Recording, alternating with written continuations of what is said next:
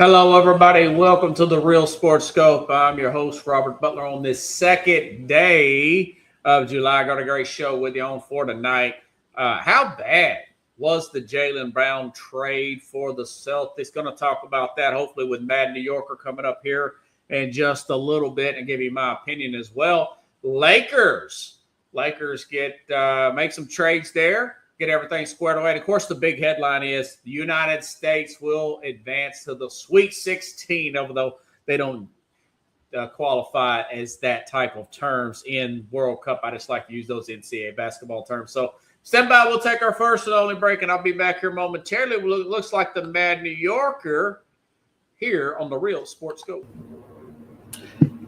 Hello, Sports Scope followers. The program has seen tremendous growth since going 5 days a week. I just wanted to thank everybody for your cash contributions and sharing the program with friends and families. Just a reminder, if you want to contribute to the program, go to the Cash App, the cash sign, and Sports Scope.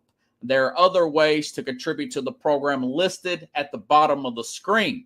If you want to advertise on the program, go to sports, that is sports with an S, another S, scope, SKOPE, at gmail.com, just like it's listed at the bottom of the screen. Thank you and enjoy the program. Okay, folks. So the big headline is the United States gets the 2-0 win and gets into the Sweet 16 over Bosnia, with Florian Bogdan getting the first goal after the first start, but later gets a red card foul, and he's going to be in a bang-bang play, and he's going to be suspended for the next match against Belgium. Bad New Yorker popped up, and then he fell out. I don't know what happened there, Carlos. But anyways, okay, so I'll go ahead and play this clip, and if Mad New Yorker comes back up, I'll play it again. But here's the clip in real time and then in slow motion of what got one of the better players on the United States men's World Cup soccer team suspended for the next game. Bosnia-Herzegovina. Halligan again, and Muharremovich, both are down. Muharremovich. The number 20 United States committee, serious foul. Yeah, it's going to be a red card. Okay, folks, I'm going to go ahead and bring up the Mad New Yorker. We'll watch this clip together here. Hey, Carlos. I was playing this clip for everybody. See what you think. Get your opinion on this. Was this worthy of a red card, and now 1 game suspension? Watch. Bosnia-Herzegovina. Halligan again, and Muharremovich, both are down. Muharremovich. The number 20 United States committee, serious foul. Yeah, it's going to be a red card. The final decision is red card. Wow.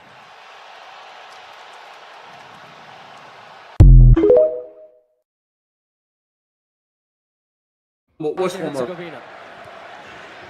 Halligan again, and Muharremovich, both are down. Muharremovich. The number 20 United States committee, serious foul. Yeah, it's going to be a red card.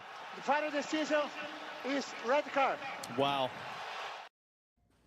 I mean, it looked like a bang-bang play to me in real time. The ball's in play. They're both going for the ball. It doesn't look like a foul to me. What's your thoughts on that, man? I mean, there's the problem in this tournament and in some of these huge tournaments to qualify for the World Cup beforehand is the inconsistencies of the calls, especially in something in this manner.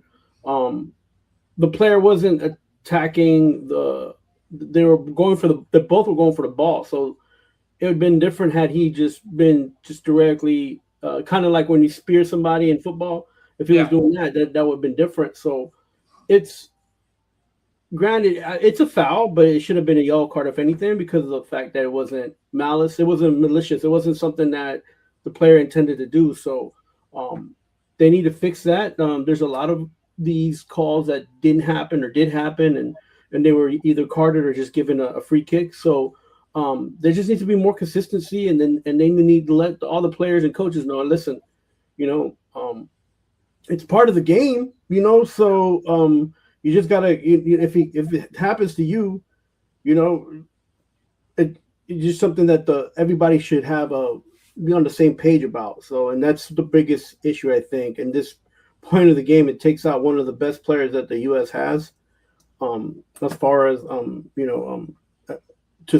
starts. It's an important player on the team, and it's not a good. It's not even good for him, even as an individual player, because this is something that you've been working for towards your whole life, And who knows if he would get another chance to be on the U.S. team the next year, So and if the U.S. gets knocked out, he doesn't get a chance to play this game. So that's Right. Those are the things that are bothersome about the situation. And they're pretty much an even push there, according to FanDuel, -110 between them and Belgium now. Some books have United States still as a slight favorite. I still think they'll win, but this was their leading goal scorer for the. I want to say he's got 4 goals for the United States in this tournament. So that's a big blow, man. He scored the first goal. I think the United States looked a little nervous in this game early on, didn't you think? Well, one of the things that they've had issues with has been the back line, and then they have a decent goalkeeper, but still it's been the back line that is not. They got 2 good players in the back, but they need 4 good players. So, but what they did was what Pochettino does, the coach has done, is he made the U.S. team was a little bit more attack aware. So the guys in the back, there's 2 guys that can actually handle defensive modes, and then the other 3 guys or 2 guys, depending on how they switch out the back line, play defense, but they also can contribute the ball and can go in attack mode if need be. So that's kind of like how the Pochettino has been strategizing the U.S. team.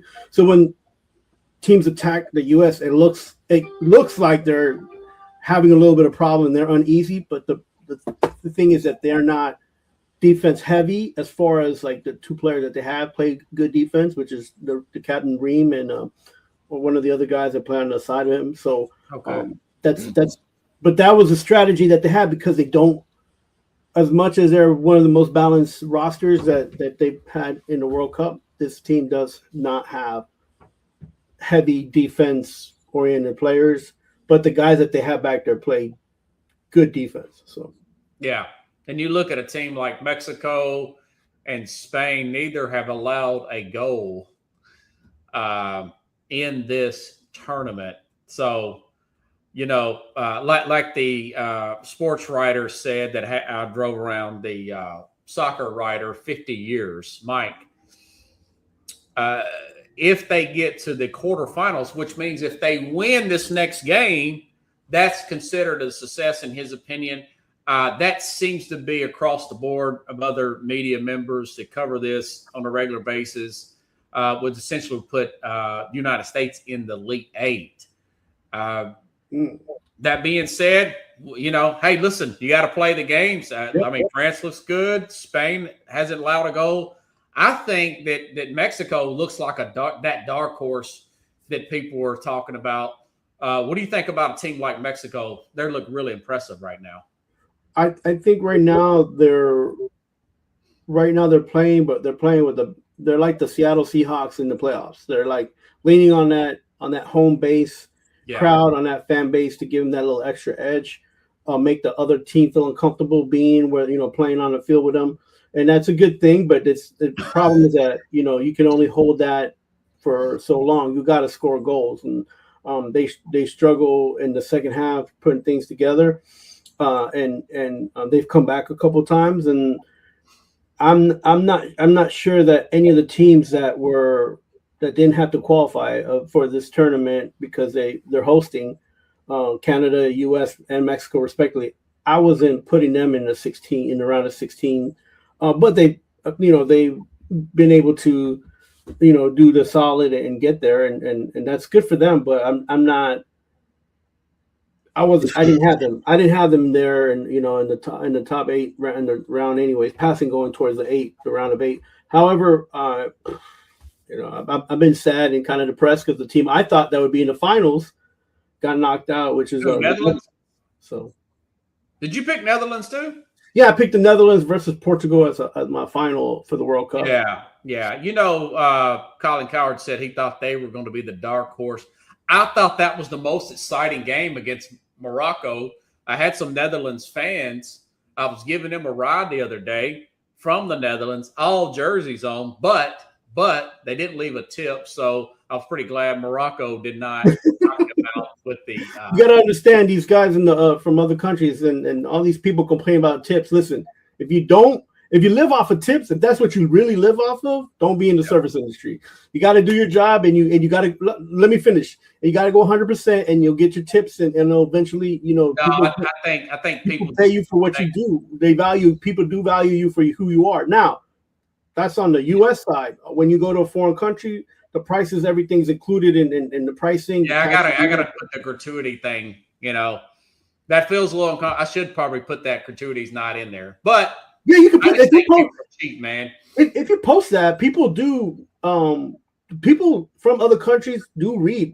Like I've worked in bars, and you know me, I've worked in restaurants and stuff. And when I say, "Oh no, the gratuity is not included," some people would just kind of like look at me and be like, "Oh, then we really need." You don't ask me a bunch of questions. I don't expect you to tip, but if you ask me a bunch of questions and stuff, and I help you with stuff.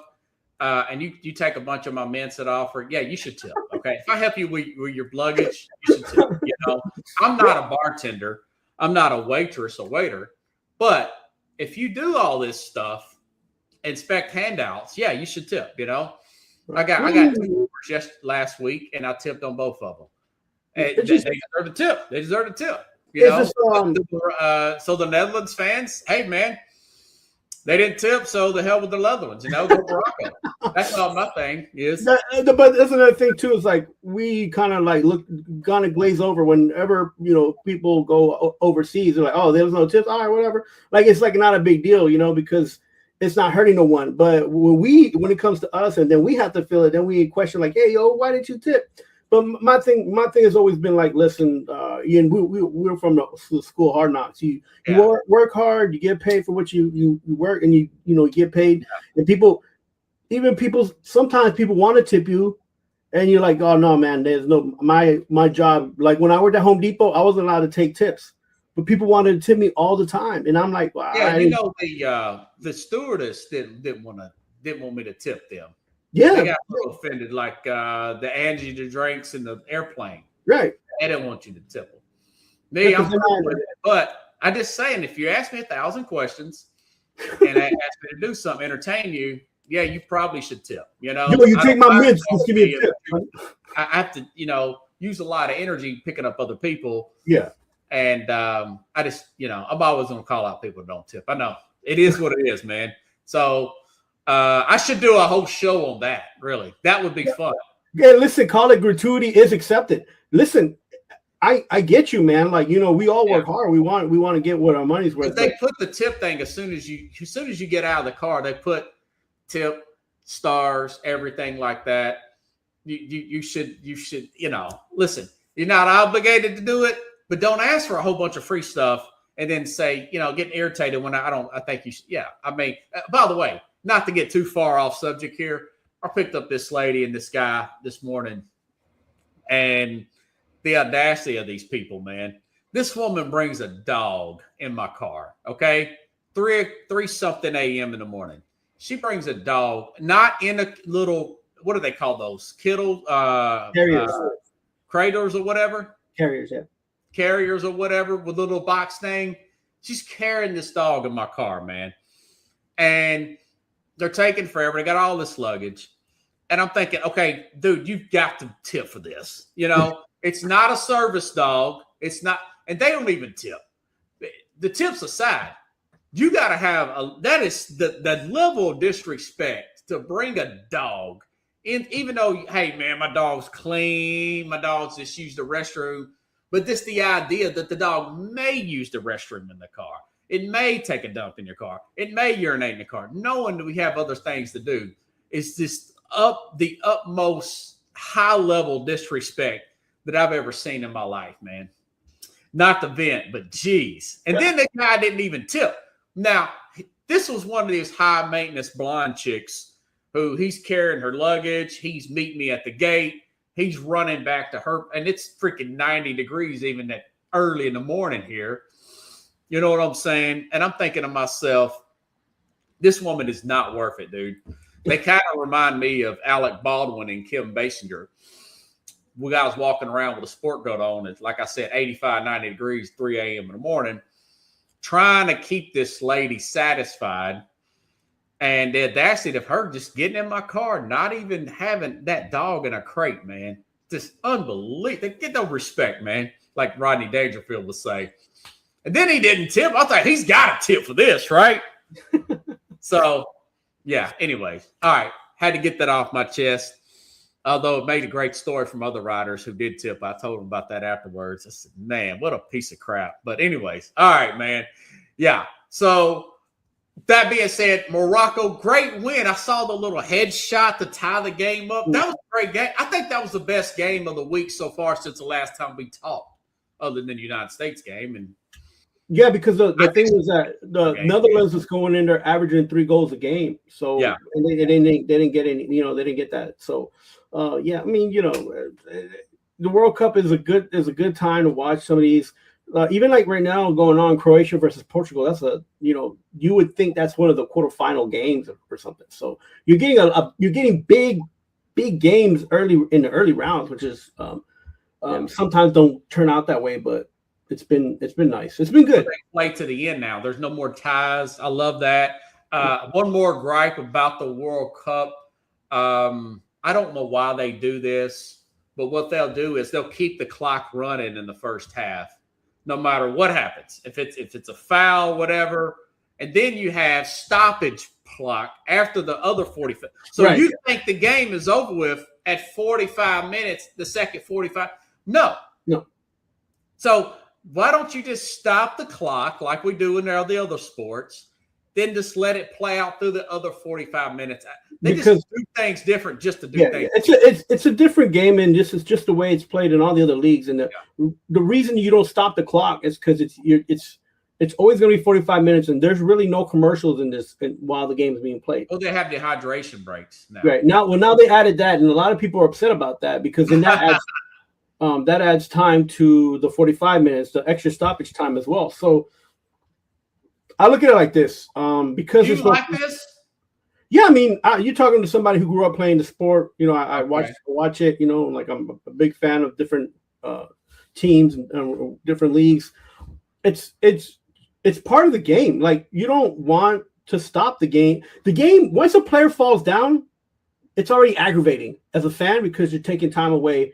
You're taking the time and the position. You're messing up the rhythm of the game.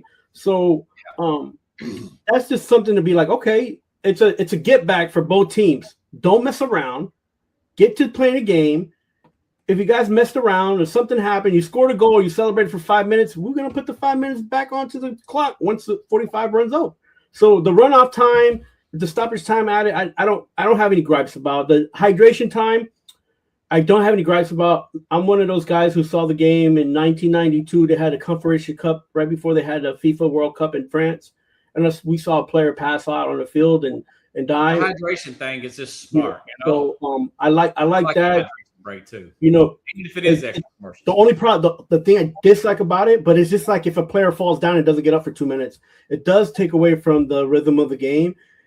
But you know what? At the end of the day, it's the hydration break is for both teams. So figure. I'm this kind of guy.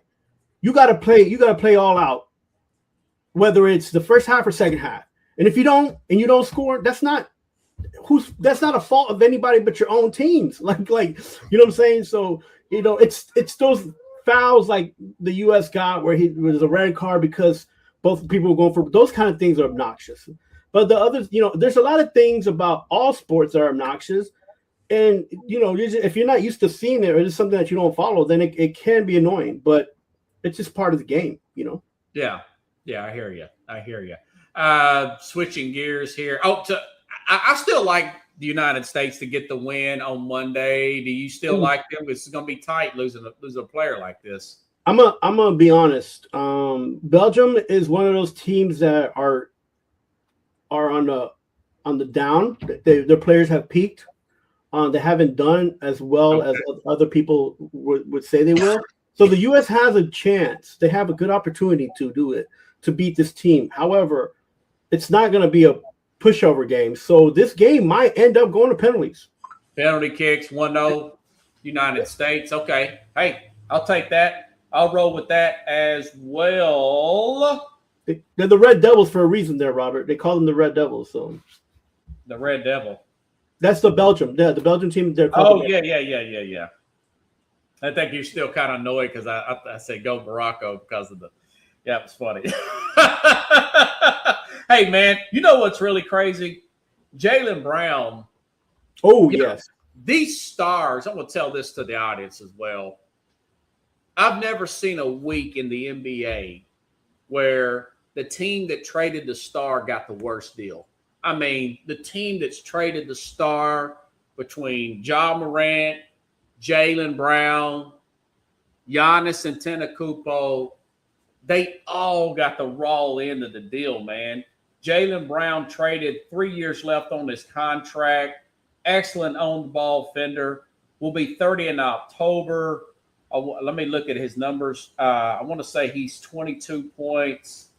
And, I mean, just a rock-solid 22, 5 rebounds, 4.5 assists, averages between 72 and 68 games the last 4 years. He's solid. He shows up to work. He plays defense.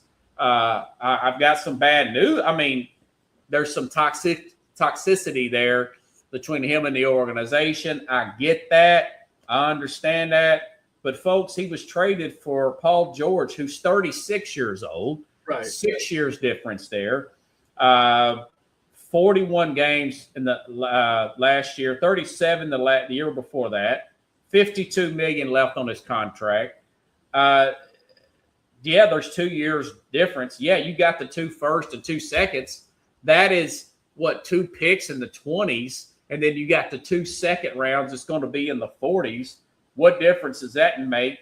You're in the middle of a championship window. You got Mitchell Robertson. I think this is so bad, and that if Jaylen Brown is remotely successful, like if they get to the finals or win the finals or anything of that nature, this Philadelphia team, I think this could cost Brad Stevens his job. This could be a Nico Harrison, who's the guy who traded Luka Doncic to the Lakers. I think this could have that type of effect on the Boston Celtics, in my opinion. What's your thoughts about the Jaylen Brown trade to Philadelphia? Yeah, when I heard about that, I thought that was a good pickup for Philadelphia. But I was thinking, if they're doing that, they should also, if this is the case, you have Maxey and then you should also move from Embiid. Like, he's the one that's holding you back. Yeah. So they can't give away Embiid. Yeah, I mean, if I'm Philadelphia, I'm talking to LA and I'm like, look, you can take Embiid for pennies on the dollar. Like, take him. Like, and then LA would be a better place because they already got Porzingis. He ain't gonna play 60 games. Embiid ain't gonna play 60 games. Put both of them on your roster, and you at least got a big guy all season long. Like, right? Like, and yeah, you got to pay these guys, but there's a lockout coming soon. These are all transactions. These are all like contracts that are ready to be disputed, and the union's gonna, for the team and for the league, and then the league representatives, they're all gonna go butt heads in a few weeks, months, and it doesn't look like a positive. I don't even know when the next CBA is up. It's coming up, and it's this next season coming up. It's either before the season or after the season. I can't remember. But I know it's this year for sure. It's this. So like July of 2023 runs through the 29-30 season. Yeah, but they're locking up contracts. Like, that's why they're making them 2 years, not 3 years. You know what I'm saying? They're locking up. They can be exercised by the end of the agreement by early October of 2028. Yeah, that's 2 years. Okay. Yeah, that's. Something, maybe that's a good thing. You don't want to get stuck with the player, man. You don't want to get stuck with the player in a contract. You got to give him $20 million, and yeah, this whole matching up the contracts, you should be able to cut a player and be able to eat some of that money and be That'd able to be nice. move on. I mean, Embiid is the only thing that's really holding back the 76ers. Folks, look at this lineup here. Let me see. Robert, before you start the lineup, they can have 3 players with the amount they're playing Embiid right now. They can get 3 extra players. Yeah. Think about that. Go ahead. And there's nothing they can do with this. I mean, you've got Tyrese Maxey, Edgecombe, he's been showing out lately. This VJ Edgecombe, I don't know if he's caught your eye. And then, of course, you got Jaylen Brown, Dean Wade they got from Cleveland. And, of course, Embiid, who you just can't give him away. That's just – you're right. You could probably play 3 players. Is this the era that we're in where it's more about depth and roster construction than just putting a bunch of superstars together, putting 2 highly paid superstars like a Wade and a Bosh and well, that'd be 3, I guess. But a Wade and a LeBron and a Bosh, or just sticking a couple of big, guys that you're playing max salaries to, like a Brown and a Jason Tatum. It seems like it's more spread out now, which is the way it should be. It should be more of a team game. I like this era. Do you think that's where it's going? I guess that's what you're saying, right? Right. It's the not just contractual, but how these players also end up, like you said, syncing with each other, balancing out that roster. Whether you got depth or not, that's always going to affect you in the long run. And we're looking at a championship where if San Antonio, the championship run that the Knicks and the Spurs had, is the Spurs had a deeper bench, not just older guys with names, but like a deeper bench. This could have been an even more competitive type of situation that the Knicks would have had to go through. The Knicks were the ones that had the deeper bench, that had the roster with the guys that ended up playing when those guys were hurt. They got help because at the beginning of the season there was 3 players that were injured. So those guys that are on the bench, plus you added the trade deadline players, that was the possibilities that all went for the Knicks' favor. Now the teams are all looking like, well, the Knicks did it with 2 stars, maybe a third, but it just depends on how you look at it. Yeah, and the reason the Knicks did it, though, the reason they were able to do this is it was a season-long thing, run. It wasn't that it happened instantaneously. Plus they had just fired one of the best coaches in the NBA because he was given the award the year prior.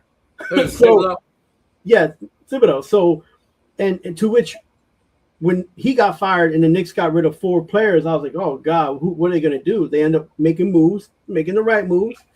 They did the interleague championship that they won. They were still missing 2 guys due to injury, which Deuce got hurt and what's his name got hurt. Mitchell Robinson was hurting a little bit, and then they got better during the season, and then they made the trade. Got the guy from Oklahoma. Hartenstein. No, they got what's his name? Well, he's with that. Hartenstein used to play. No. They got he was on Oklahoma. They picked him up, or he was on. He also played for Louisiana. What's this guy's name? The Pelicans. Yeah. Randall? No. I can't remember his name. The Puerto Rican guy from who played in Christ the King. Anyway, they got him and Shamet.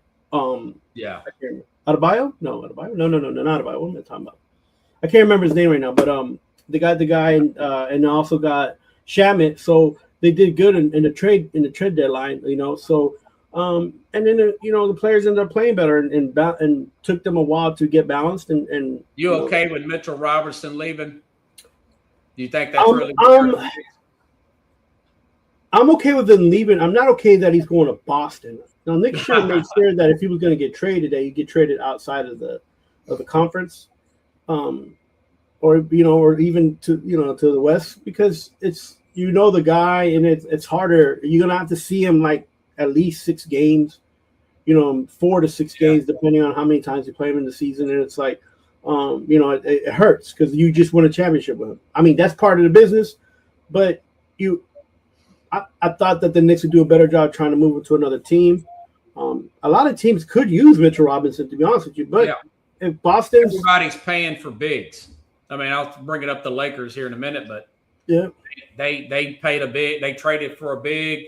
Hardenstein. I thought they might let him go in Oklahoma City after they drafted. What's his name? Adar, whatever. The big man from Michigan with the other big, the little super skinny guy. Can't remember his name now. But they've got three big, Holmgren. Who? Chet Holmgren? Holmgren, yeah, of course. The talented guy, but he's just, he's not physical at all. He's like straight big. But hey, that's what teams are doing now. It's complete roster structure, and they're building to stop Wemby. They're seeing Wemby coming like a freight train in this league. And then, of course, you got Joker's a big who's very skilled. Listen, folks, Boston, this was a monumental mistake in my opinion. I thought they could have went after Aaron Gordon, man. And traded Gordon for Brown and maybe, get some more players out of it. This was huge. I'm telling you, what are your thoughts on maybe Brad Stevens getting fired for this? Well, I think Stevens is in a good place right now. It's a good thing that he's not coaching anymore, because then he would have been gone quicker. Yeah. But you hit a huge point, and it's not just the whole Wemby thing. Even Dallas having that rookie coming out last year, Cooper Flag. Yeah, having Flag out there, that's another big guy that uses the whole court. Like you can't just be like put a guy on him and let him play defense under the hoop. No, this guy knows how to use the court. He knows how to move the ball. He knows how to move without the ball. So there are a lot of guys like that now that are coming out. Chet Holmgren, like you say, he's not physical, but he moves around, and he knows how to use the court. He's 7th something, ain't he? Yeah, so there's a few guys now, and incoming the Michigan center to the league. So there's there's the guy who they call the who's a Mexican American who's gonna try out on the Lakers. He played for St. Louis University. Okay. He's coming out there, and he can move. Is that the guy with those glasses? Yeah, with the goggles. Yeah, he can move. He knows how to play the game. He doesn't need the ball in his hand. He looks like a friend of mine I went to school with, Kenny. I noticed you gave me a thumbs up, Kenny. That guy reminds me of you, brother. Yeah, I mean, this guy, he's a that guy's skilled, man. Yeah, the yellow Mexican guy. Oh, he's a Mexican American? Yeah, and I'm just like there are a lot of big guys who are over 6'6", don't play the center position, and you have to build your team to try to play those guys, because they're not going to be physical and hanging out under the hoop. They're going to be going around, and they can shoot three, or they can shoot the 15-footer like anybody's business. They can make passes, and so now they extend the court instead of making it shorter. They made it more wider. So you hit a good point, and it's not just a Wemby thing. So well, Joker's a big too. Wemby's super skilled. And he's scary. What do you think about? We talked about Ja Morant last week. I mean, and he got moved. Is that dude? I hope he makes a comeback. I like Ja Morant. I have not given up on him. He's 28 years old. He's made 2 All-Stars. He gets traded for Jeremy Grant, he's 32 years old. Yeah. And then a role player, no draft picks. You talk about a giveaway. This is like a win. You talk about a win-win for Portland, but an awful trade for Memphis. Geez, I would have at least tried maybe, same thing with Jaylen Brown. Try to run these guys to the trade deadline at least, if you can't get anything right now. What's your thoughts on that one? And I got to remind the audience about some of the criticisms of Jaylen Brown. But go ahead. Yeah, well, the Ja Morant thing, it was just done. They didn't worry. I guess they were so worried about him being on the roster next year that they wanted to make sure he wasn't on the roster next season. I don't think they was looking at it like a loss. And to be honest with you, it's not really a loss, because you have space. You have the G League guys that are down there. You can probably move a couple of those guys before the seasons come up. Pick up some players that will actually probably step it up. Being in Memphis, it's an opportunity for players to grow. unlike other places. So, in that retrospect, they just got rid of a contract. They got rid of not just a contract, but the player himself was. We talked about him last week. He just had a lot going on, and you want him to be focused on basketball. You don't want him to be focused on other things that could be happening. Him going to Portland. Listen, it's not a bad move. It's not a bad move, Portland, but are you going to allow John Morant to be John Morant and let him play like John Morant played? Or are you going to try to put him in the system and screw this guy's career? That to me, that's the only thing I'd be worried about if I was John Morant and if I was a coaching staff and if I were John Morant. Those are two things you're going to let me play, or do I got to be in a system that I don't even like? I saw it last year and I don't think it was good. You don't already want friction coming in, right? So Well, they got him with Scoot Henderson, with this center Donovan Cleveland and Denny Ajadova. I can't pronounce. I don't know any of these guys hardly, except for Scoot Henderson. That being said, it's better than Jeremy Grant. That's an upgrade. That is. Right. I would like to have seen him go to Miami or Detroit, preferably. But it just didn't work out. None of those contenders wanted him. I mean, I think he's the lowest stock. I mean, I think he's a straight buy now at this amount of money. But, hey, listen, going back to Jaylen Brown, listen, there's been criticisms of Jaylen Brown, man, that he's toxic in the locker room right now. This is not just Colin Cowherd, but this is one little nugget here on him. He says, I've had 2 NBA sources in the league, one executive, one scout said that Jaylen Brown, it's a disease. He suddenly thinks he's the smartest guy in every room he's in. You make a lot of money. Suddenly you're absolutely sure you don't want to listen to your bosses. You don't want to listen to consultants. You don't want to listen to teammates. It seems like that management's lost him there. I don't know if that's – I'm like you. I don't know. I mean, listen, it's been rumored they wanted to trade him a few years ago for Kevin Durant. I can see where he may feel shorthanded. Plus, analytics say they win more games without him, percentage-wise. If you want to lean – and you know how Brad Stevens is and those analytics. They're married to him, and they shoot too many threes. This is why I think that he could be – listen, he's been there a while. He could get fired for this. He's not fireproof. Right. What do you think about those criticisms of playing a little devil's advocate? Why they really just felt like they needed to get rid of Jaylen Brown? I think the problem is that Jaylen Brown is probably smarter than some of those people making those decisions. And I don't say it in a mean way. I say like educational wise. When you're an educated man like that, and you're playing a sport, and then you're just like, well, you try. The problem is to try to make the sport itself, NBA basketball, to try to compare it to real work situation. And it's hard because the sport has different dynamics, and sports business has a different dynamic than a tech business does, and than a restaurant business would, than any other business has. And so when you're a smart person like he is, and he's thinking of maybe his future and how to benefit from being on a basketball team wherever he's at, I'm sure he probably sits there like, I don't want to listen to any of this stuff, and I just want to make sure that my career, that myself is in a good position, not just financially, not just on the team, but also be able to win.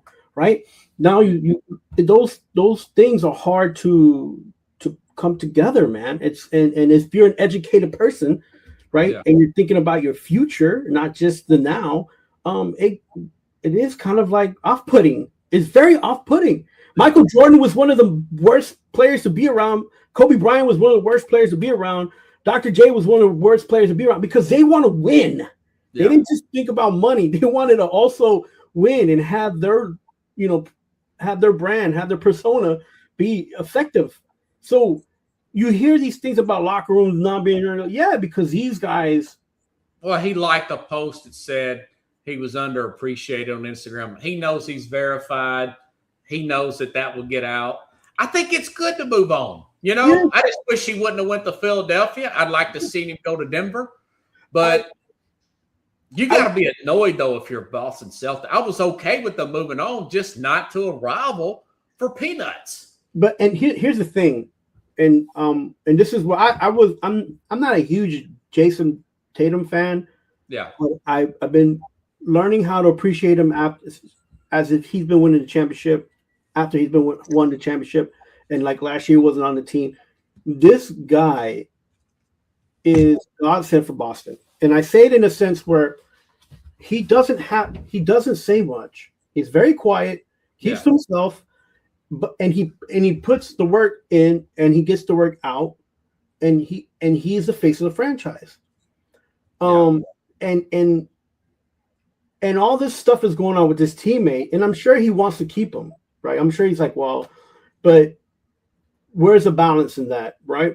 Where's the balance of power in that? So I think that he didn't fight for Brown because he saw that he didn't have anything to fight for when Brown was able to take the team to the playoffs, and Jason Tatum wasn't on that roster because of his injury. So he didn't have a leg to fight on. Now, Jason Tatum's a superstar on the team. So, you're talking about, Stevens and like all these guys making decisions. This is why I say Brown was probably the smartest guy there. He took advantage of the situation and he moved, and now he's gonna get a bigger contract. But the only thing is, I'm not sure if he's going to get the opportunity to win. And I think that's where, like you said, I think that's where he's going to fall short. Yeah. We'll see what happens. Philadelphia is going to be good. This is a great trade. You trade a 36-year-old Paul George and some late picks for a guy that's going to give you a 3-year window. Even if you just said, we're going to build around Maxey and Brown. And whatever we can do with Embiid's contract. By the way, as a side note, Memphis gave Portland $1 million and John Morant. Just get this guy out of town. Out. Take Jeremy Grant and this role player. I forget, Avery something. The guy's just a role player. No picks. We'll pay for the bus ticket. We'll pay for the moving truck. Memphis is just free FedEx shipping for the next 2 seasons. Priority mail, man. Anything you want, ship for free. Just get this guy out. Please clean this guy's locker room. We want no more of the John Morant. And you're right, they're going to build around Cam Boozer. I just wish they would have got draft picks, man. If you want to go that direction, that's fine. But just don't take a bunch of players like that. But I guess they're trying to clean up their cap and, do that, go that, I remember when they got Powell and they were building around him, and they had a playoff team. Powell Gasol, yeah. They had a playoff team. And then that fell apart because they couldn't get players. But then they got Mark and then Zebo. Yeah. Zach Randolph. And then they got Mark. And they were trying to build around him, and then they couldn't get over the hump and because of the injuries.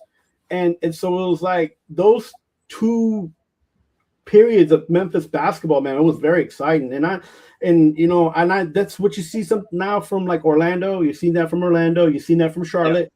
Yeah. These teams, man, it's very difficult to get over that hump, to get over that, Maybe it's a different story in 3 to 5 years from now when Boozer's really coming into his own and he turns into another Tim Duncan, for all we know. Not saying that, just saying possibly. If you're a Memphis fan, that would be a possibility. By the way, we talked about LeBron before. The basketball world, and air quotes, act so surprised that the Lakers really wanted to move on from LeBron. LeBron says, well, you know what? I just want to move on from the Lakers. Really, the Lakers wanted to move on from LeBron. They didn't want to insult him because they got to deal with Rich Paul. So they don't want the insult of saying they wanted that cap open. They don't need an older guy that's wanting to control things, man. That's the problem. It's all business, right? The Lakers don't want to be like, we can only give you $5 million. I know you want 8 to 10. And he's going to be like, I don't want 10. I want 20 because I'm the face of the league. And so that's the problem right there. That's the biggest issue. And the Lakers are like, we need players. We need to build our roster up. And I don't know if you can guarantee us a win. So it was, listen, the way they did it was amicable. I like it. I know it's business. Yeah. Anything LeBron chooses to do, wherever he wants to go, he'll probably get to be at. I think he should either go back to Miami or Cleveland. And somebody was saying the Knicks should call him. Like, no, the Knicks should not call him. The Knicks, there is some interest from the Knicks. That's what I've heard as well. You don't think the Knicks I think he might mess up that chemistry there. Yeah. Not even the chemistry. It's just we have the star power and celebrities like in the. So you're saying it would mess up the chemistry. And that star power is already there, so they don't need to do anything else. The team itself needs to actually get younger instead of trying to get older. The more and more players you put over the age of 30, the less of a week they can play of basketball in a playoff. How about that? Yeah. So stop thinking about selling at this point. You won a championship, you can sell anything. Look, the Knicks have been selling tickets to the Garden to fans overpriced and haven't won anything for 50 years. You think they need to bring a LeBron James to make? No. I mean, so you would be out on them going to Golden State as well? Look, I wouldn't mind seeing him in Golden State. I wouldn't mind seeing him in the Lakers. I wouldn't mind seeing him go back to Cleveland. Just don't touch New York. Don't touch Brooklyn. Just go on your merry way. Stay out of New York for. Another thing is, he's a businessman. He's not naive enough to realize that if he goes to Brooklyn or New York, how much taxes he's gonna have to pay on what he makes. Yeah. So instead of like asking for 20 million, he's got to ask for 25, 30 million. Come on, man. No. Well, he's saying he would take the lead. There's some sources are saying he'll take the league minimum now to go to a contender. Well, that's fine, but I wouldn't go to Golden State. That's the AARP team of the NBA. He could solidify a team like Detroit. Yeah.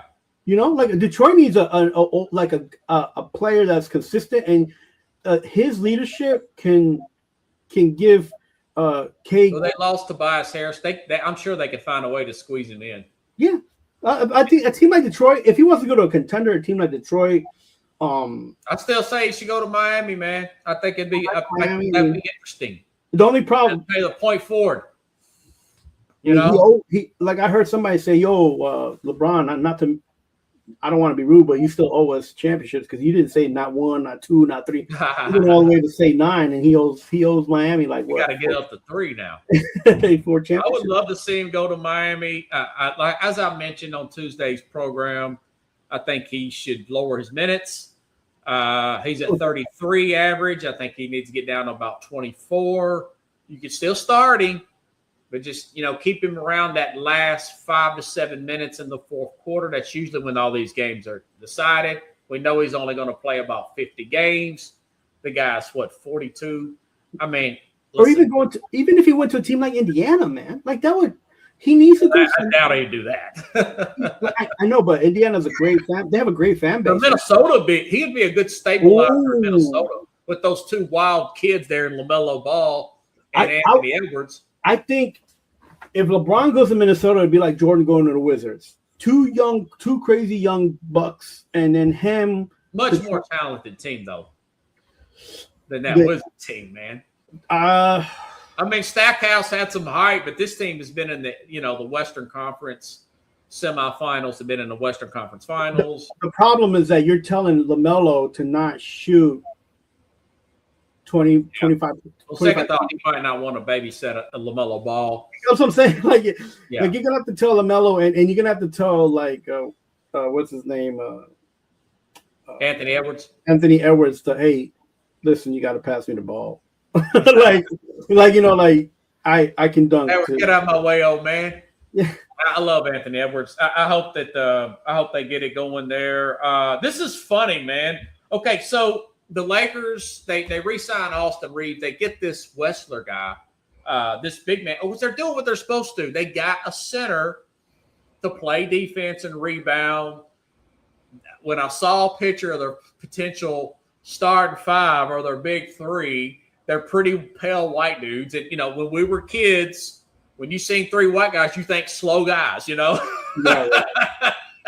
So Stephen A. Smith, as we predicted, I got to play this quote here. If I can play it. It's very funny. You got the actually Emmanuel Acho, who I'm not agreed with him a lot. He says he called Stephen A out for this. If I can get it, folks, I'll play it. It's very funny. Well, he's kidding around halfway, but hey, listen, we're not in the world we used to be in.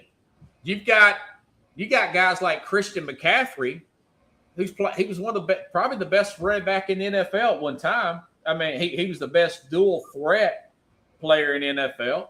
You've got a lot of guys that, black quarterbacks, whatever, they're lead the league in passing yards or whatever. They'll win in the Super Bowl. But here, listen to Stephen A. This is funny. Somebody had to say it, so I'm saying. Hold on. This is the number to call. I just got to say it, y'all. Where the hell the Los Angeles Lakers think they going with a bunch of white dudes?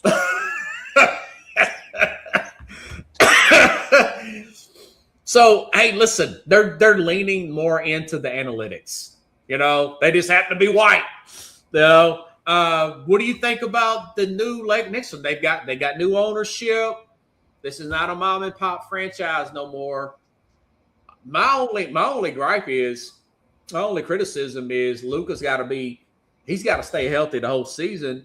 This team's going to get better. And, of course, they still got Jared Vanderbilt. He could still be in the starting lineup. He's not a white guy. So, good defender, too. They'll be better defensively. What's your thoughts about that and the new look Lakers overall without no LeBron?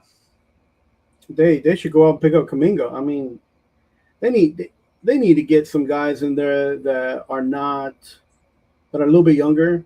I think the Luka move was good for Dallas. Luka's a young guy, man.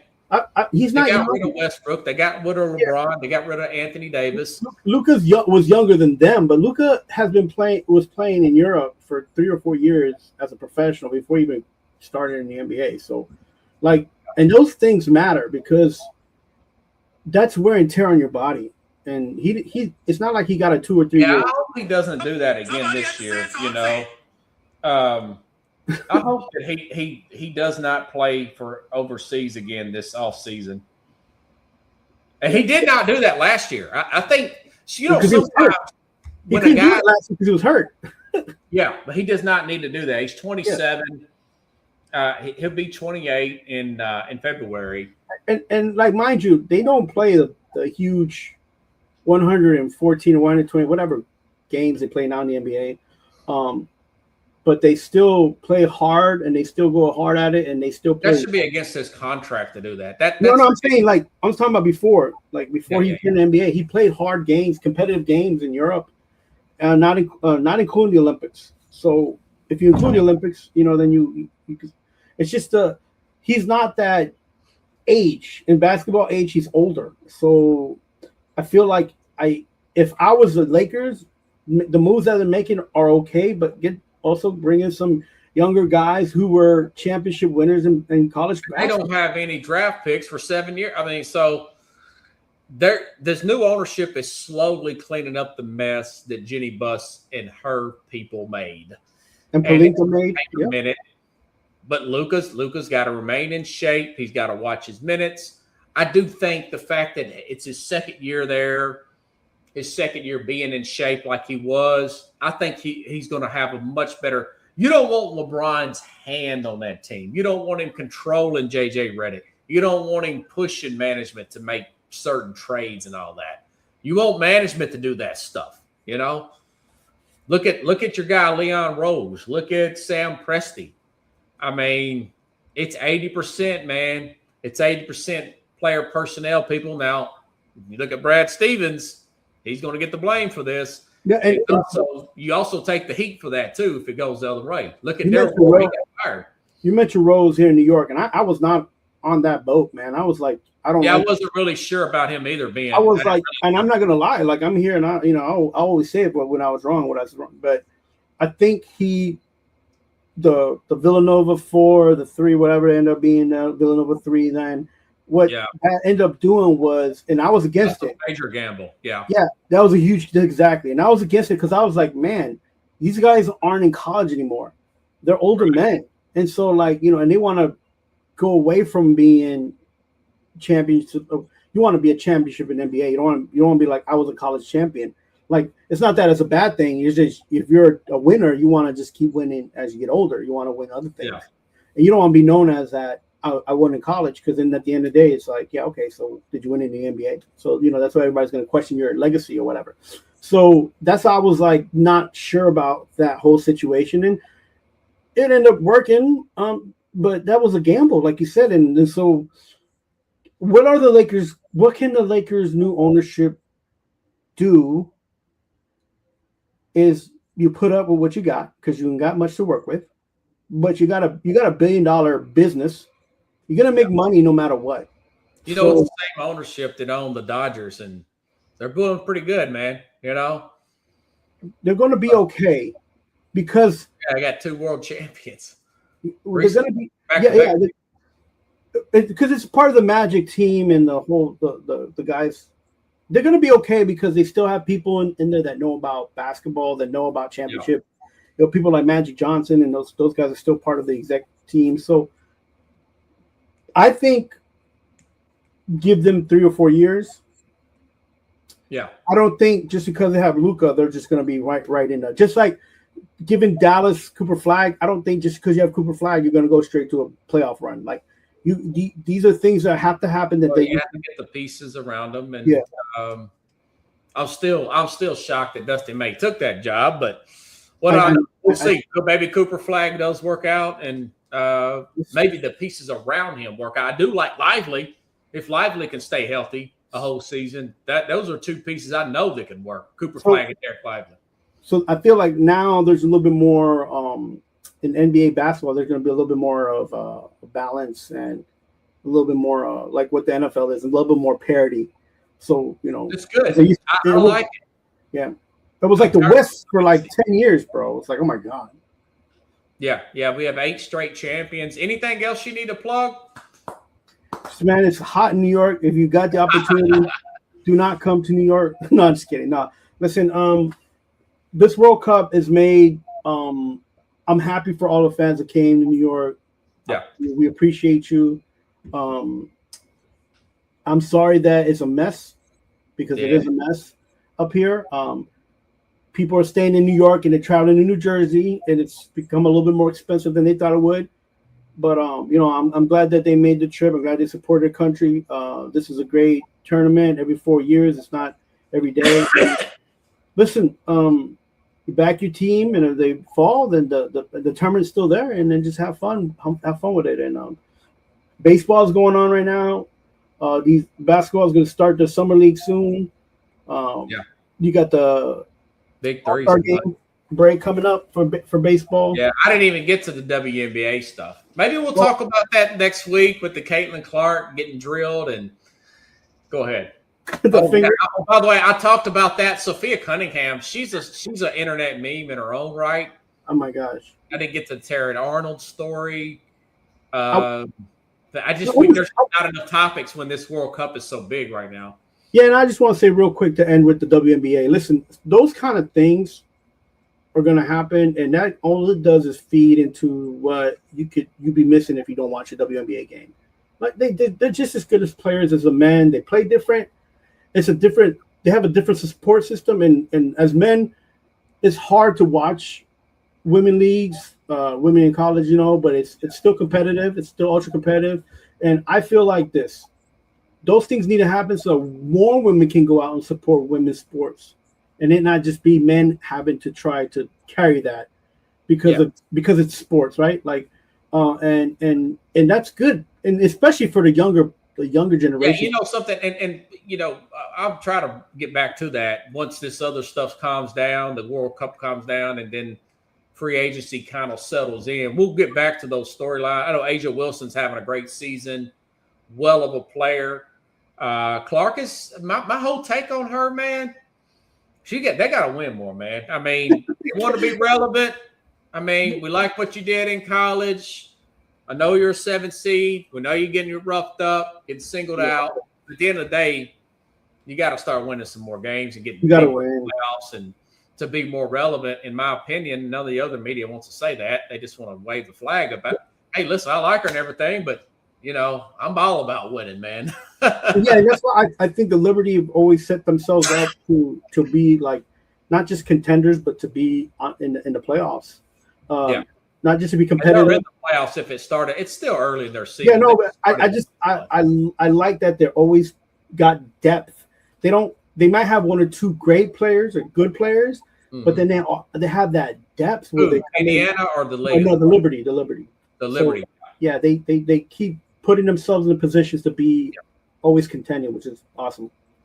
All right. Well said, Mad New Yorker, everybody. Appreciate you coming on, buddy. Have a good night, man. And everybody, please, if you have not subscribed to the program, you saw I've got my decals out there.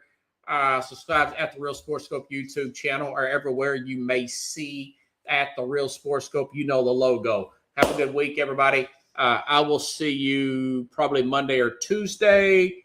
Check local listings, and I'll make announcements when I'll be live again. So see ya. Have a good one. Go United States.